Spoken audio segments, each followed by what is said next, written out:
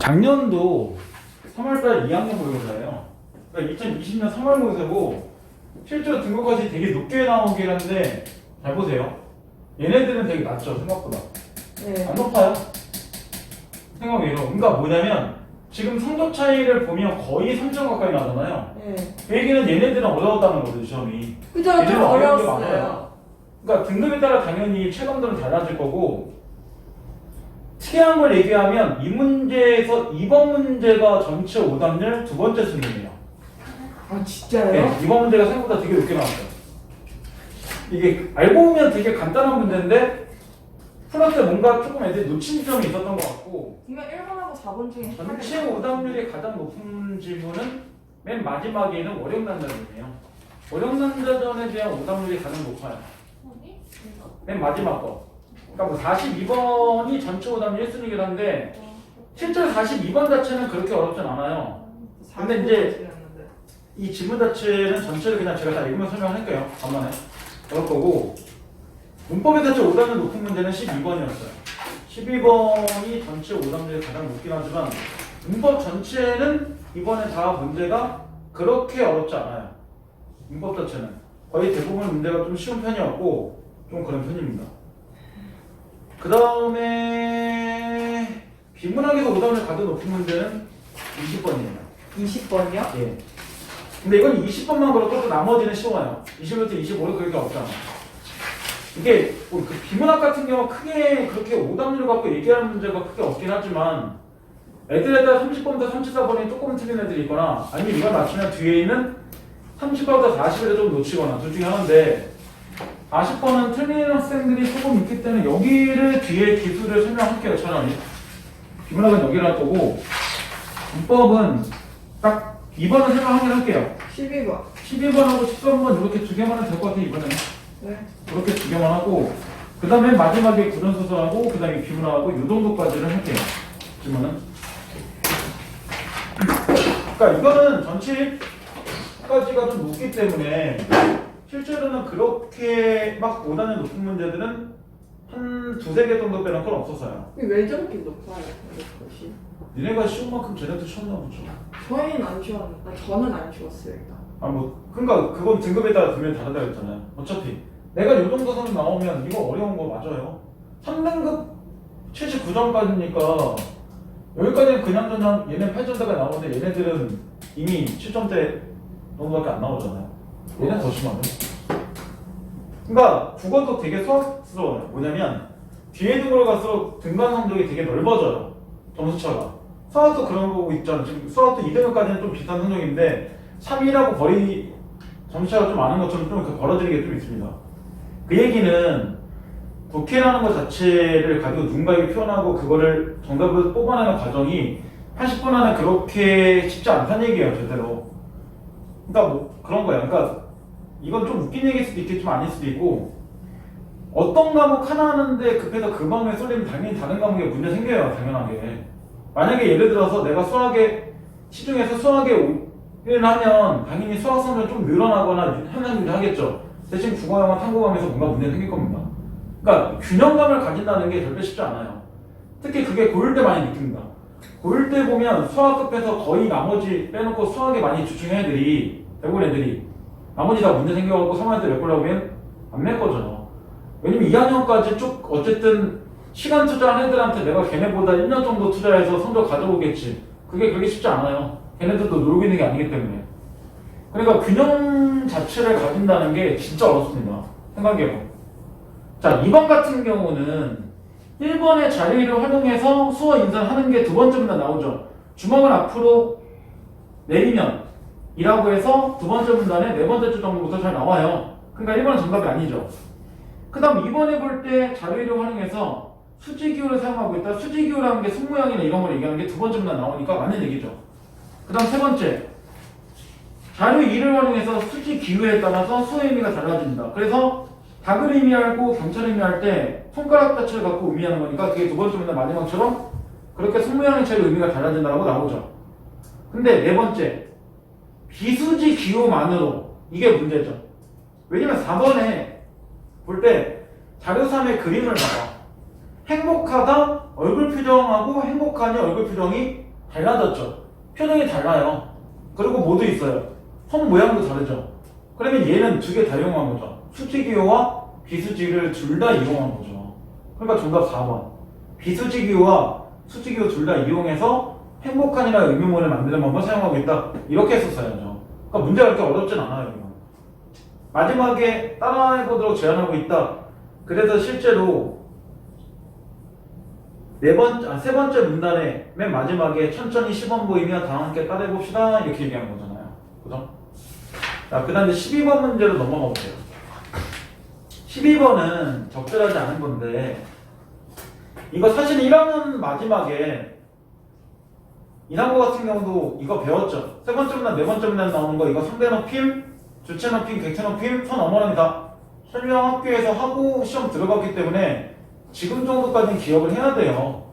그러니까 쉽게 얘기하면, 주체 높임의 선 어머니, 시샤, 객체 높임, 삽잡, 상대 높임, 이 정도까지는 기억해야죠. 최소한 근데 모의고사는 그건 안 해도 돼. 뭐냐면 어떤 조건에서 시와 사를 쓰는가, 어떤 조건에서 이와 이를 쓰는가, 어떤 조건에서 삽잡 또는 반지문 쓰는가까지를 디테일하게 안 해도 된다는 거죠. 왜냐면 그거 항상 외울 수는 없잖아요.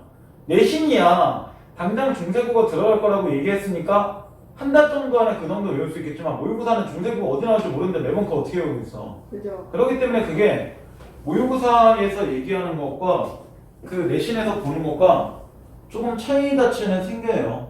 기본 라인. 잠깐만요. 왜요? 그걸 다 기억할 수는 없지만 그 정도에 대한 개념들은 좀 외우고 있어야 돼요. 이게 기본에서 이제 보면 문법은 어쨌든 수학 공식과 비슷하기 때문에 기본 공식들의 키워드는 알고 있어야 돼요. 이게 그리고 1학년 문제 정도의 중세국어는 웬만하면 현대어 국어에 밑줄을 쳐줘요. 같이 배운데서 없죠 이제. 2학년 이상부터는 니네가 직접 찾으라는 거예요. 이게 그나마 중세국어 바로 밑에 현대국어 이렇게 쭉 뜯어 붙여놨으니까 훨씬 더 보기 편해요. 그나마 빨리 찾을 수 있고. 고3 정도 되면 하나의 문단으로 처음에 중세국어 보여주고 밑에 문단을 현대국어를 6, 7줄 따로 빼줘요. 그러면 찾는데 좀 더 시간 걸리죠. 그것도 니네가 직접 찾으라는 얘기예요. 1번에 보면 이게 분명히 뭘 갖고 접근해야 돼? 현대국어 갖고 접근해야지. 그러면 현대국어 대사가 하신 일이 아니면 누가 한 것입니까? 그럼 대사가 하시다. 대사가 주어져. 그럼 대사 높이기 위해서 시를 쓴 거고, 그리고 위에서 마찬가지로 샤를 써서 뭐하고 있는 거, 높이고 있는 거죠. 그 다음 두 번째, 중세국어에서 현대국어 없는 it을 사용하고 있다. 실제로 it 해서 현대국어 보면 것입니까? 의문문이죠. 그럼 위에서도 it 자체가 의문문과 연결되겠죠. 정답 아니에요. 현대국어에서 중세 넘어가는 거야. 세 번째, 객체인 어머님을 삽을 통해서 높이고 있다. 실제로 어머니가 여기서 목적어니까 어머니 높이는 게 맞는 거니까 객체 높임이죠. 맞는 얘기예요. 네 번째, 시에서는 중세국어 깨를, 현대국어에서는 깨를 사용해서 객체인 부인을 높이고 있다. 왜냐면 부인에게 모셔오니 이렇게 되면 부인은 뭐가 아니에요. 주어가 아니죠. 주어가 아닌 거 높였으니까 객체인 거 맞는 거죠. 근데 마지막 잘 봐봐. 5번에 볼 때 중세국어에서는 매셔를, 현대국어에서는 모셔를 사용해서 주체인 태자를 높이고 있다. 뭔가 이상하지 않냐? 현대국어만 그냥 봐봐. 현대국어만 그냥 봐도 이렇게 나오잖아. 태자를 쌓아라라고 나오잖아. 그럼 여기 딱 봐도 뭐야 이거? 분명 성분이 목적어죠. 얘 목적어예요 기본적으로. 얘가 뭐가 될 수 없어요. 주어가 될 수 없다면 여기는 당연히 뭐가 없어요. 주체 높임 자체도 없죠. 현대국어만 그냥 접근해도 주체인 태자란 말은 이상해요. 여기서 태자는 객체가 되는 거니까 객체인 태자를 높인다고 해야죠. 그러니까 정답 5번. 현대국어가 그냥 푸는 거야. 이걸 누가 중대과학 풀어. 현대과학 접근해도 그냥 나오는데 항상 생각할 건 이거야. 현대에서 중세로 넘어가는 거지 중세 자체를 보고 우리가 현대어 풀이하거나 이런 걸 문제에서 내는 게 아니에요. 자, 그 다음에 13번 넘어가세요. 13번은 맞아야 돼요. 이런 거는.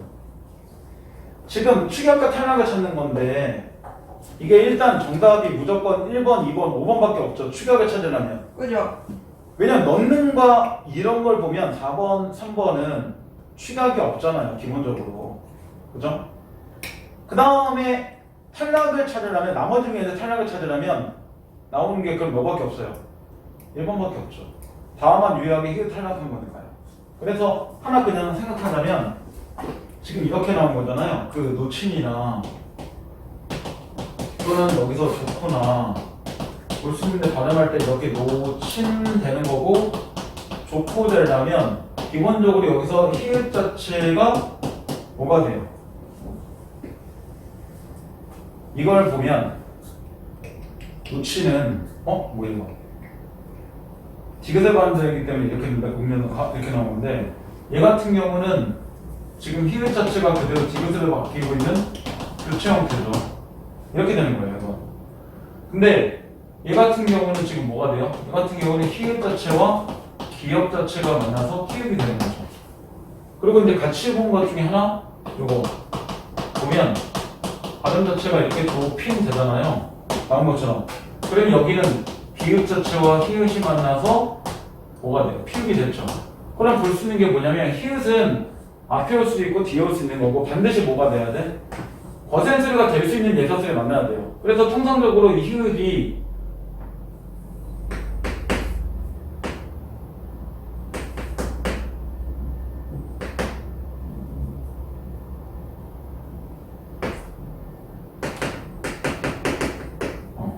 이런 것들을 만나고 있으면 기본적으로 얘네들은 거센소리를 바꿀 수 있는 거기 때문에 거센소리를 바뀌어주는 거예요. 기본 라인은. 근데 이렇게 뒤에 이미 뭐가 돼 있어요? 거센소리 자체가 나와 있죠. 그럼 얘는 더 이상 거센소리를 만들 수가 없으니까 당연히 이럴 때는 음절의 끝의 교칙 자체가 이용된 거죠. 그런 것 자체를 본 겁니다. 그리고 어떤 경우는 실제 발음에서만 탈락하는 경우나 추격하는 경우도 있고 어떤 경우는 표기에서 그렇게 되는 경우도 있고 좀 왔다 갔다 한다는 얘기예요. 이번 문법 문제들은 다 그냥 넘어갑니다. 자, 그 다음 쭉 넘어가서 38부터 40에 해당되는 거 보세요. 이거는 38번하고 40번 두 개 정도만 봐도 될 것 같아요. 30도, 39, 40. 이 세 개 다 보긴 할게요. 41번은 뭐 나중에 답지 보고 파악하면 되고 이게 38번 자체는 그냥 내용 파악하면 되잖아. 그러면 1번에 볼 때 잡로 입력된 문장이 보정되지 않으면 음성 언어의 비서 시스템이 제 기능을 말하지 못한다 라고 나오는데 이게 1문단 안에서 나오죠. 1문단에 보면 두 번째 줄부터 이 시스템이 제대로 작동하기 위해서는 사용된 음성이 올바르게 인식돼야 된다. 그러면 올바른 인식이 안 된다면 뭐가 안 될 거야? 음성 언어 비서 시스템 자체가 안 되는 거잖아. 그럼 잘못된 문장 그대로 간다면 제 기능 발휘하지 못하겠죠. 이게 정답 아니에요. 그 다음 음성 인식 오류를 보정할 때는 사용된 음성 언어를 문자 언어로 변하는 과정이 나온다. 그래서 1문단에 물음표 나오고 다음에 이럴 때는 입력된 음성 언어를 문자 언어로 변환한다. 뭐 이렇게 나오잖아. 그죠? 그리고 보정한다고. 이게 정답 아니에요. 세 번째, 철자 오류 보정 방식은 무조건 어디 있어? 두 번째 문단과 세 번째 문단에만 존재하죠. 그러니까 이게 나눠지는 거야. 철자 오류 보정 방식이 2, 3문단이고 A 좀 길긴 하죠. 그 다음에 띄어쓰기 오류 보정 방식이 네 번째 문단 이렇게 하면서 끝나는 거잖아요. 근데 각 단계마다 입력된 문장을 음절 단위로 구분해서 데이터 처리한다. 음절이 뭔지 모르는 사람 없죠. 그죠? 근데 이거 이상하다 딱 봐도. 왜냐면 첫 번째는 맞아. 전처리 단계에서는 그렇게 되는 게 맞을 게 되겠는데 다음 단계가 오류 문자의 판단이잖아요. 그 니은 나온 거 바로 위에를 보면. 근데 뭐라 나와? 니은 바로 앞에 보면 어절 단위의 문자로 나오죠. 그러면 모든 단계마다 음절 단위가 아니죠. 이미 두 번째 단계에 넘어가는 오류 문자열 판단부터는 어절 단위로 넘어가야죠. 그러니까 정답 3번. 간단해요 문제가. 그 다음 네 번째, 띄어쓰기는 무조건 네 번째 문단에 있죠. 처음과 끝은 공백이 있는 걸로 처리한다. 그래서 리을 다로 위에 두 줄 올라오면 리을에 두 줄 올라오면 나오죠. 문장의 처음과 끝은 공백이 있는 걸 처리한다. 대놓고 나왔잖아요. 마지막, 통계 데이터에 포함된 데이터 양을 늘리면 당연히 데이터 양이 많으면 보정의 정확도는 증가하겠지만 데이터 양이 많으니까 처리 속도가 떨어질 수밖에 없죠. 그리고 마지막 문단에 정확하게 나오죠. 세 번째 줄, 통계 데이터의 양을 늘리는 것이 요구되지만 뭘 위해서? 정확도 향상을 위해서는. 대신 그렇게 되면 처리 속도는 감소한다 라고 나오니까 정답 3번 이렇게 나온 거죠. 38번 적절하지 않은 거래. 이건 1번이 너무 뻔하게 나온 게 y7을 y2 교정에 처리가 가능한 문자를 바꿔준다. 당연히 y7 이거 발음이 안 되는 거니까 당연히 바꿔야죠. 그 다음 두 번째, 쇼팽의 교정사전에 확인한 결과 오류 문자에 해당되지 않으므로 결과를 문장으로 바로 보낸다. 실제로 쇼팽의에는 교정사전 확인의 결과 오류 문자가 아니잖아요. 그럼 바로 보내겠죠. 오류가 없는 건데 이건. 그래서 교정 문자 여기 보면 쇼팽의 들어줘 얘네들은 바로바로 넘어가야죠. 세 번째, 틀어줘는 당연히 교정사전에 확인한 결과 오류 문자열이 맞죠. 왜냐면 위에 보기 볼 때 교정사전에서 쇼팽애하고 틀어줘는 오류 문자열에 포함되어 있잖아요. 그럼 당연히 교정 후보 집합 생성 단계로 보내는 게 맞죠. 오류가 있으니까. 근데 네 번째, 틀어줘는 교정사전에 오류 문자열에 있으므로 맞아요 여기까지. 근데 틀어줘만을 보낸다. 이게 틀리죠. 틀어줘만을 보내는 게 아닙니다. 세 번째 문단에 나오잖아. 그래서 처리된 문자열이 교정사전의 오류 문자열에 존재하지 않을 경우에 바로 문장으로 도출되는데 여기에 사실은 이번 전부 다 확인할 수 있죠. 존재할 경우에는 교정 후보 집합 생성 단계로 넘어간다. 이 단계에서는 오류 문자열과 교정 문자열 모두를 교정 후보로 하는 교정 후보 집합을 생성한다. 그러면 정답 4번 정확히 나오죠.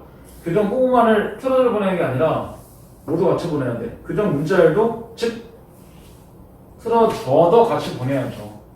둘 다 보내는 겁니다. 말 그대로 오류 문자열과 교정 문자열 둘 다 보내준다. 이렇게 되는 거죠. 그러니까 정답 나왔죠? 4번. 40번은 네, 40번 모르겠어요. 기역, 미은, 디귿, 리을, 미음 있잖아요. 그죠? 네. 그리고 지금 이거 A, B가 있잖아요. 각자 A, B, A, B, A, B, A, B. 이거 맞은 문제형은 굉장히 쉽게 풀었을 겁니다. 그렇지 않나요? 아니 이게 되게 간단할 수도 있는 게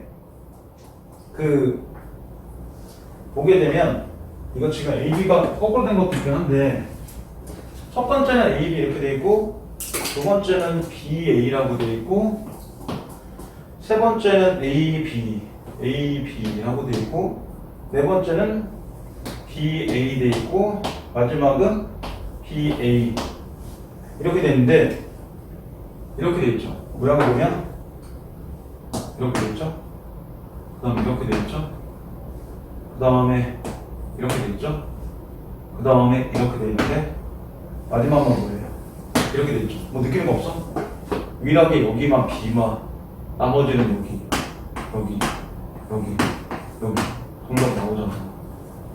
물러보면니까 유일하게 얘만 B 쪽으로 분고돼 있고 나머지는 그렇게 안 돼 있잖아. 문제에서.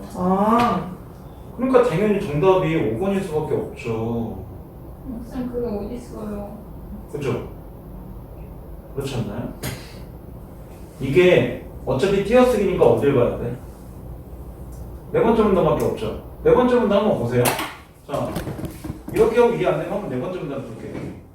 네 번째 문단을 보면 이렇게 나오잖아요. 자, 띄어쓰기 오류 보정 방식은 잘못된 띄어쓰기를 통계 데이터에 비교해서 올바른 띄어쓰기로 바꿔준 방식이다. 이를 위해서는 입력된 문장의 띄어쓰기를 시점에서 처리할 수 있도록 이진법으로 변하는 것이 요구되는데 이 과정에서 음절의 자나 우 혹은 음절 사이 공백일 때 1, 공백이 없으면 0을 표시한다. 예를 들어 동생이 밥을 먹었다는 문장에서 음절의 밥의 형태를 보면 밥의 앞뒤는 공백이 있죠. 그러니까 다 둘 다 뭐예요? 이럴 때는 1밥 1 이런 식으로 공백이 있으면 1이라고 해주겠습니까? 그래서 편의상 1, 1로 나타낸다. 같은 밥은 밥은 두 음절 사이에 좌우 사이에 모두 공백이 있으므로 1, 1이 되고 밥을 먹이 된다. 그리고 1, 1이 0이 된다. 왜? 뒤에는 0 자체가 뭐가 되는 거야? 먹을 해서 먹 다음에 뒤에는 공백이 없으니까 0을 표시한 거겠죠. 이때 문장에 처음 바뀌었던 공백이 있는 걸 처리하는데 띄어쓰기를 이진법을 변환하고 올바르게 띄어쓰기에 구현된 문장에서 추출된 통계 데이터와 비교한다. 만약에 빈도수가 높은 띄어쓰기 결과에 맞춰 띄어쓰기 오류를 고정하는데 만약 뭐라 나와요? 통계 데이터에서 바블의 빈도수가 낮고 바블의 빈도수가 높을 경우 쉽게 얘기하면 이렇게 나오잖아요. 111의 빈대수가 낮고 이거 중요한 거예요. 111의 빈도수 자체가 낮고 그 다음 101의 빈도수 자체가 높을 경우에 이에 따라 밥과 을은 띄어쓰기 형태가 보정된다. 그러면 어떨 때 보정되는 거야? 실제로 이게 낮고 이게 높다는 건 이렇게 되는 거야. 그죠? 이렇게 될 때는 뭐 한다? 사실 없었으니까 좀 더 편하겠죠? 101 빈도수 자체가 높을 경우에 이렇게 되는 거죠. 그죠? 이렇게 하면 실제로 보정한다. 이렇게 나오는 거잖아요. 기본적으로. 이렇게 이야기를 하고 있는 거예요. 뭐 반대 아니에요? 반대가 되면 정답이 기억니은 디귿리을 되지 않을까? 아니 그게 아니라 낮은 거에서 큰 게. 큰 거라고 얘기하잖아. 결국은 빈도수가 낮은 거보다 빈도수가 큰 거 자체가 더 쏠릴 때 라고 얘기한 거잖아. 마지막에 보면 이렇게 1릉의 빈도수가 높을 경우에 바블은 띄어쓰기 자체가 두 가지를 붙인 걸로 형태를 갖고 움직이다 라고 나오잖아. 근데 지금 40번에 잘 봐봐. 40번에 보면 나는 학생이다가 인정문장에 결과문장에 학생이다가 붙었잖아. 그 얘기는 왼쪽에는 학생 띄고 이다는 문제가 있다는 얘기잖아. 그리고 오른쪽에 결과문장에 학생이다면 붙이는 게 맞다는 얘기잖아. 그치? 그러면 지금 볼 때 띄어쓰기 오류 보정이 일어난 일은 적절한 건데 B의 학생이 다 형태에서 지금 보면 이게 띄어쓰기나 뭐 이런 거 앞에서 쭉 얘기해서 움직인다면 이거하고 똑같은 거잖아. 이진법을 변하면서 그 다음에 통계 데이터 비교해서 빈도수가 높은 띄어쓰기 결과에 맞춰서 보는 거니까 띄어쓰기 오류로 연결된 거는 B에 보면 100이 그치? B에 보면 1002 A보다 기본적으로 1010 이거보다 빈도수가 높으니까 B쪽으로 지금 쏠렸다는 얘기잖아. 그래서 정답 자체를 5번으로 잡은 거란 말이야. 일단은. 그래서 정답 5번 나오긴 해요. 근데 이건 꼭 그렇게 안 해도 기본적으로 지금 적절하게 볼 때 어차피 얘네들에서 다 A조 순인 건데 얘만 B로 쏠렸기 때문에 그렇게 정답 찾아도 된다는 얘기예요. 간단하게 찾으면. 그래서 이게 어느 쪽으로 쏠려줬는가를 갖고 판단해서 움직여준다는 얘기예요. 보게 되면. 근데 물론 이게 전체를 다 보려면 앞에 나온 거에서 그 보정할 때 빈도수가 높은 띄어쓰기라는 게 뭔지에 대한 이해가 좀 필요하긴 해요. 기본적으로. 그래서 왼쪽 오른쪽에 공백이 있을 때 1, 공백이 없을 때 0 이런 개념 자체가 뭔지는 기억을 하고 움직여도 되는 얘기죠. 자, 마지막은 지금 다 볼게요. 그냥 45번의 보기를 보세요. 45번의 보기를 보면 어렵난자들은 기본 설명을 해주죠. 네. 주인공의 결혼 과정이 뭐야? 결혼한다는 얘기잖아. 현자를 어렵게 만든 혼사장의 모티브를 바탕 이야기가 전개되고 있는데 반동인물이 지위재물을 이용해서 주인공과 강제 결혼을 시도하는 과정에서 권력의 폭력성이 드러나고 대립이 심화되고 있다. 한편 반동인물의 용기인 데서 주인공의 유죄 가치가 있는 비범한 지략이 부각되며 흥미가 더 고조될 수 있다. 그리고 고난의 주체를 극복하는 주인공의 모습이 당대 여성 독자들의 호응을 얻었다. 그 다음에 뭐 한다? 근대 영상을 제시했다. 이 설명 자체를 그냥 본다면 이런 얘기잖아. 어렵난자들에는 반드시 뭐가 나온다? 홍사장의 모티브가 나온다 라고 했는데 그 얘기는 주인공 자체들이 서로 있는데 반동인물이 폭력에 들어서 대립이 심화된다면 A와 B라는 인물이 나와서 두 사람 뭐 사랑에 관한 얘기 하겠죠. 그죠? 이런 걸 할 건데 거기에 누가 나온다는 거야? C라는 반동인물이 나와서 얘네들과 이렇게 대립각을 세운다는 얘기잖아요. 그리고 얘는 반드시 뭘 해요? 지위재물 등을 이용해서 폭력성을 드러내는 거니까 얘는 지위나 이런 권력 자체가 되게 높은 존재고 이렇게 대립할 때 얘네들한테 뭘 쓴다는 거야? 폭력을 쓴다는 거죠. 자기의 지위나 권력을 이용한다는 얘기잖아. 그죠? 그랬는데 여기서 뭐하고 있어? 얘네들 자체가 용기 있게 맞선다. 그러니까 얘네 중에 한 명이든지 두 명이든지 C에게 뭐한다? 맞선다. 이런 정도 내용을 갖고 네가 왜 저걸린다 자체가 보이는 거죠. 근데 여기서 고난은 주체적으로 극복한다. 그러니까 여기서 뭐가 나와? 주체성도 같이 나온다는 얘기잖아. 이런 걸 갖고 있는 모습도 나오고, 그게 당시의 여성들의 호응을 얻었다는 거는 당연히 뭐가 되는 거야? 이 중에 한 명이 제목에 있는 것처럼 어려운 남자일 거고, 어려운 남자가 이런 모습을 그대로 갖고 있는 사람이겠죠. 라는 얘기예요. 제목 자체가 어려운 남자들이니까 여자가 뭘 거야? 주인공이겠죠. 진짜 이거 맞춰보면 앞에 줄거리 한번 보세요. 정말 그렇게 맞춰져요. 산리학적 어령은 후원에 따라 태어나 최상세 아들 희성과 정혼하고 월깃한 귀걸이를 징표로 준다. 그러면 여기를 뭐로 보는 거야? 희성으로 보는 거죠. 그리고 두 사람 사이에는 뭐가 있어요? 이런 월깃한이라는 징표가 존재한다는 얘기잖아요. 그죠? 그런 얘기예요. 모해가 뭔데?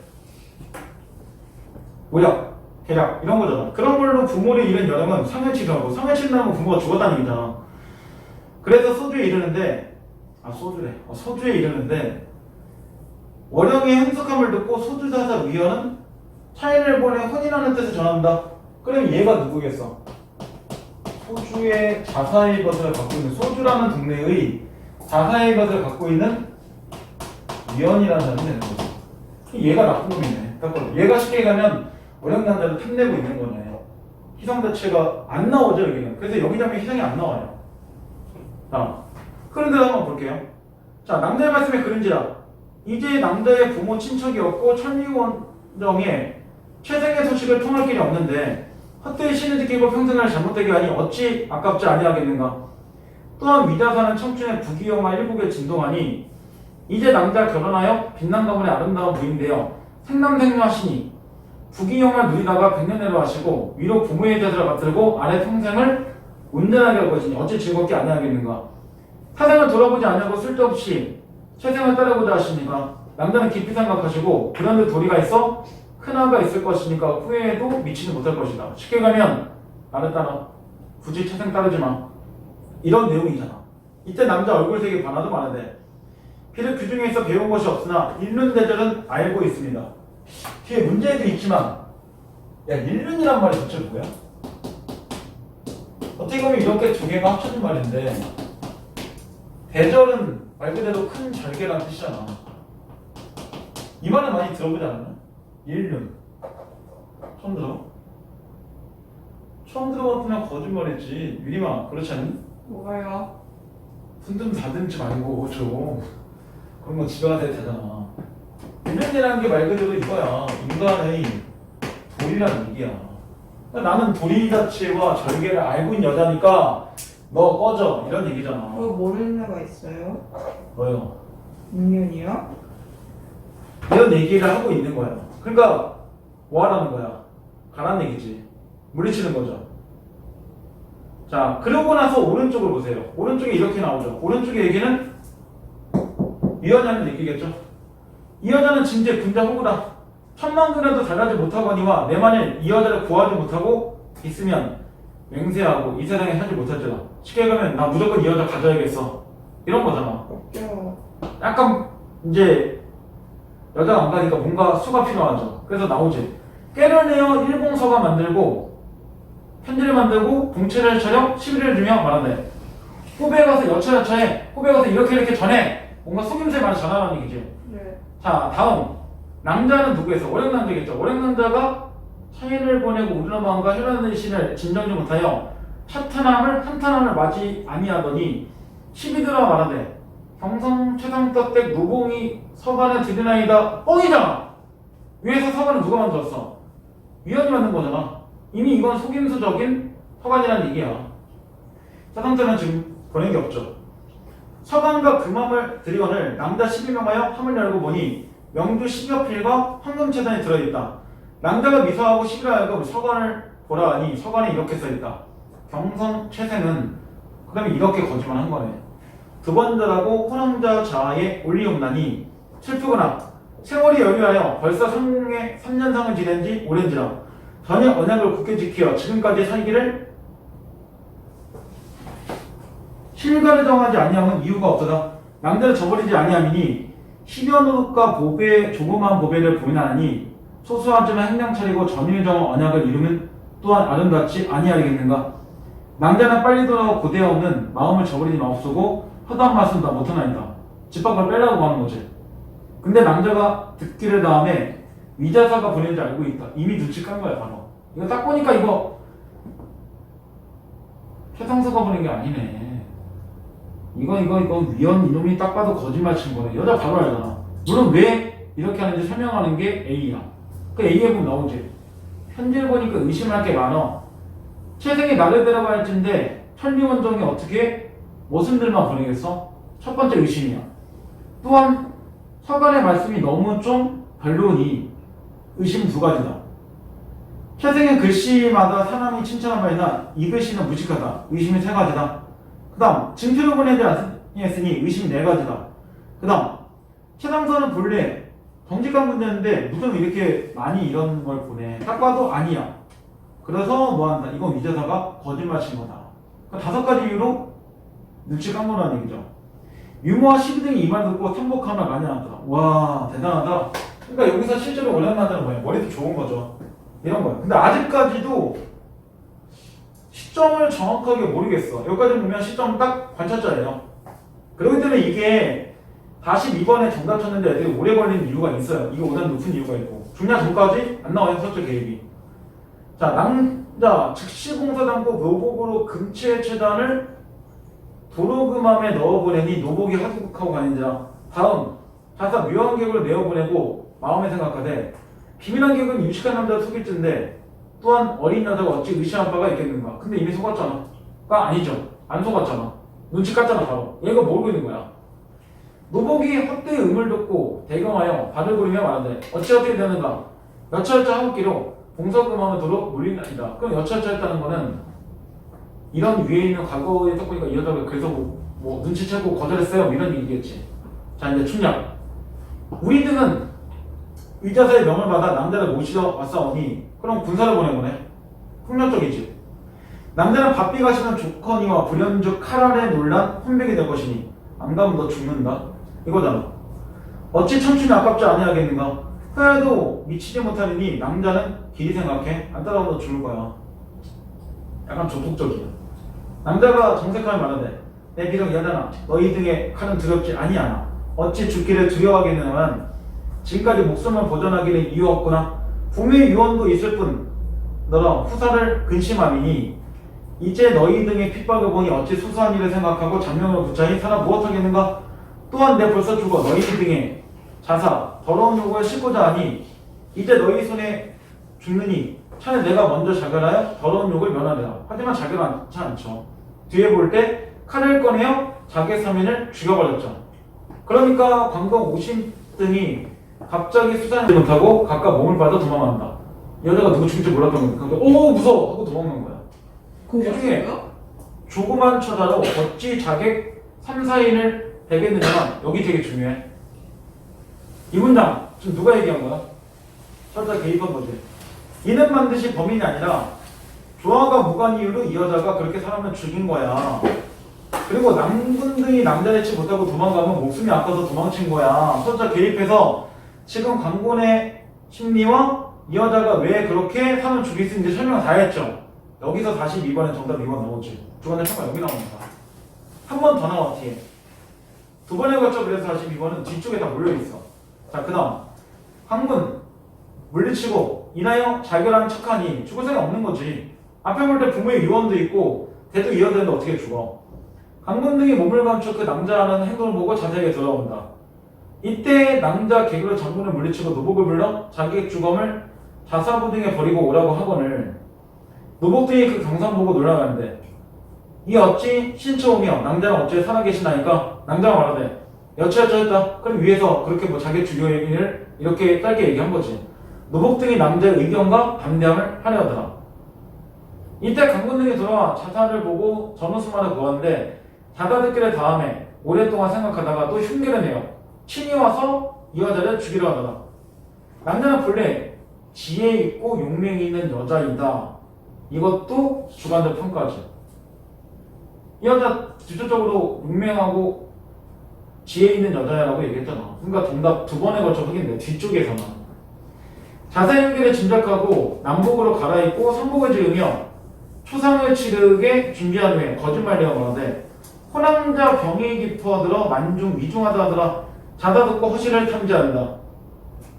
남자 가만히 유모와 12사인을 데리고 그만이나 골짜기로 가서 부모의 친구를 찾아 의자고 자는데 노복이 말하되 오래전에 자사가 올 것이니 여차하지 않은 너희 등은 화를 면하리라. 그러니까 결국 자사가 또 쫓아올 줄 알고 미리 뭐 하는 거야? 대비책을 마련해놓고 있는 거잖아. 그리고 남자 남복을 갈아입고 밤을 타서 그만으로 도망갔다. 일단 여자가 도망간 거니까 얘가 안 나온 거야. 희성은 한 번도 안 나온 거야 결국은. 희성은 줄거리에만 나온 거지. 그러니까 진짜로 여자하고 이 위원하고의 근데 거의 자사로 나오죠. 이 사람의 대리만 나온 거야. 그럼 43번에 적절한 거. 일부러 여차여차 하는 얘기는 다 뭐 한 거야? 나온 얘기니까 우리한테는 그냥 짧게 보여준 거지. 한 번 더 나올 때 자원밖에 없지. 나머지 다 이상한 얘기고. 5번 정도만 봐봐. 5번은 반응 맞아. 디귿은 미래하고 상관없지만 리을은 아직 일어난 일이 아니잖아. 여차여차 하면 니네가 화를 면할 수 있으니까 5번의 리을은 앞으로 취해라는 걸 알려주어 독자들이 인물의 성격을 짐작하게 한다. 비범함, 지혜로 이런 거니까 반응 맞고 반응 틀리지. 디귿은 과거니까. 이렇게 가는 거야. 그럼 44번. 적절하지 않은 거네. 이건 A 안에 다 나왔잖아. 1번 빼놓고 나머지는 싹 다 나왔잖아. 아까 읽을 때. 그럼 유일하게 1번만 없지. 44번 거의 보너스적이고. 그 다음 45번을 봐봐. 1번을 볼 때 부귀영화 누리는 위자사가 지위와 재물을 이용해서 강제로 결혼하려는 모습은 당연히 장애의 모티브가 있겠지. 왜냐 강제 결혼이잖아. 그럼 받아들이지 않을 거 아니야. 그리고 더구나 줄거리에서 희성과 어령 남자가 연결됐다고 하는데 숫자사 위원이 중앙에 껴든 거니까 당연히 이건 강제 결혼이겠지. 두 번째, 무게를 들고 있는 강군대의 위자사의 명령에 따라 남자를 납치하고 하고 있다. 그럼 딱 봐도 폭력적이잖아. 세 번째, 사대부 여자에 들이대며 위자사의 위력에 저항하고 있다. 그러면 일륜 아까 뭐 하고 있어? 나는 기본적으로 희성에 대한 절개와 도리를 지킬 거야. 이런 얘기 하는 거니까 맞는 얘기잖아. 만약에 그런 게 없었으면 위원이 어때? 그냥 뭐 해야 돼? 따라가서 결혼해야지. 근데 5번 병이 위중하다고 꿈이 남보를 갈아입고 그만 떠나며 위기를 극복하는 것은 당연히 뭐 하고 있는 거야? 일단 자기 자체를 한번 숨긴 거니까 지혜가 있는 거겠지. 근데 4번 좀 이상하지 않냐? 4번을 보면 부모님의 유언에 따른다.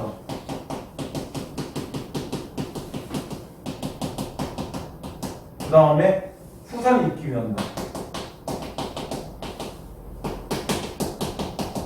이건 회에 관한 거고 이건 이제 가족에 관한 건데 이런 게 근대적이냐? 이건 딱 봐도 근대적인 게 아니잖아. 이런 거는 정근대적이잖아. 왜냐면 근대적이라는 거는 요새 가끔 하지만 진보적이고 이런 거니까 자기를 먼저 생각하거나 자기 중심으로 생각하는 거니까 후산 있는 거 자체가 이미 나한테 맞추는 게 아니지. 그냥 이거 부모한테 맞추는 거잖아. 그거 딱 봐도 보수적인 것들이잖아. 남한산업사상 그런 게 진보적이야? 근대적이고? 정근대잖아. 대를 잇는다는 것 자체가 이미 남한산업사상을 얘기하는 건데 뭘 과거에 보면. 그러니까 이거는 근대적인 게 아니지. 그러니까 이런 거를 얘기하는 거는 뭘 얘기하는 거야? 그 당시에 여자의 도리를 다하려는 주인공의 모습이 나타난다. 이랬었어야지. 아니면 아까 나온 것처럼 이런 걸 지키는 여자라고 얘기하든지. 그러니까 정답 4번 이렇게 나온 거야. 앞뒤가 안 맞잖아 지금. 그러니까 이거는 근대적이라고 여기 나온 게 이 여자가 모든 모습이 다 근대적이라는 건 아니라는 거야. 하지만 이거는 근대적이지. 자기 자체가 주체성을 발휘하면서 지혜를 발휘하거나 결국은 얘하고 벗어나려고 하는 모습 자체 이런 게 일부 근대적이겠죠. 근데 얘하고 연결 꼭 되려고 하는 것 자체는 근대적인 건 상관없어. 그렇게 되는 거죠.